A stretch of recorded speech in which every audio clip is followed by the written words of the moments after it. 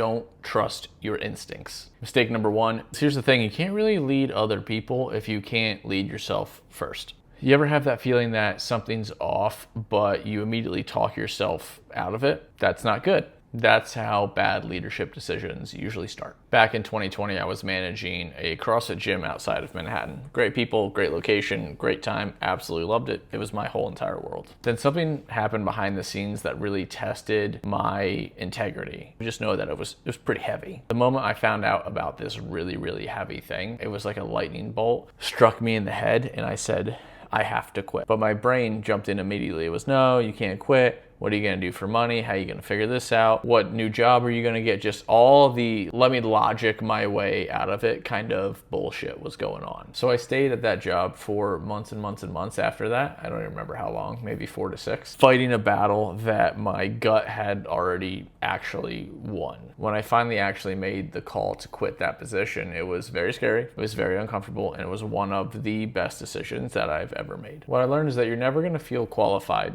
to trust your instincts. That's not how it works. But you can gather enough data to show that your instincts are usually right. They're not right all the time, but they are right a good amount. And your gut is really just your subconscious trying to speak to your conscious mind, right? We can't communicate with our subconscious brain. So that gut feeling is almost like your subconscious going like, hey, trying to lead you in the right direction here, because it's a collection of all of the experiences you've had, everything you've been through in your life, everyone you've worked with, all conversations you've had, like all of that stuff is just hanging out there and you don't have access to it. So it makes up this thing, intuition of, oh, we should probably do that. Here's this gut feeling for you. I'm trying to help lead you in the right direction. But if you don't listen to it, or you don't know how to listen to it, you're kind of stuck in this paralysis by analysis mode where you're convincing yourself, you're trying to logic your way out of situation, and you're just kind of slowly learning to not trust yourself. And learning how to trust your gut really isn't that complicated. I do talk about it in this particular chapter. You need to figure out how your gut talks to you, talks to everybody differently. I go over a couple different ways in the book. You need to collect data, no different than you working out at the gym. You're not just gonna go work out at the gym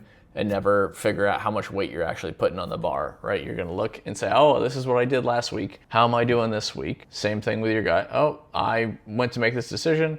My gut said to do this, I actually did it, this is what happened. Or my gut said to do this, it didn't happen, this is how that went. So this chapter gives you a deep dive on how to actually build that system out, how to spot when it's speaking, how to track it when it's right, and how to kind of do all that without second guessing yourself. So the first mistake of the book, if you ever said something like, I should have trusted my gut, then this chapter is for you. I'm Travis Dalrymple, author of How to Suck as a Leader. This book breaks down the top 15 mistakes leaders make, the ones that destroy culture, break trust, and just completely demolish motivation, and shows you how to flip those and turn those into strengths. When we're talking about leadership, we're all just trying to really figure out how to get our team to stop doing dumb shit. And most self-help books in the leadership space that I've read are very long, boring, and quite repetitive. I wrote this to sound like a casual chat between two people over a beer or a coffee, short, to the point, engaging, and funny, not some theory-filled BS self-help book. And I think I've truly accomplished that. There's no jargon, there's no theory in here, it's all practical and tactical. There's a few jokes just to keep you awake. Some background info so you know I'm not full of shit. At the age of 18, I started attending Virginia Tech. In 2009, my fraternity brothers and myself accidentally made a blacklight routine. And it went viral on YouTube and got over 500,000 hits. Someone decided to submit that to America's Got Talent, and somehow they invited us on the show. If you want to look it up, it's called Fighting Gravity. It looks like this. Yes, it's on YouTube, and you're on YouTube right now, so feel free to go check it out. Also, this is what I used to look like, and yes, I still look like a child. We ended up placing third, touring the United States on a tour bus with America's Got Talent, and then doing international shows all over the planet for the next decade of our life. So corporate events, galas, conferences, you name it, we were a corporate entertainment company. I wound up as the CEO of that company in my early 20s. During that decade,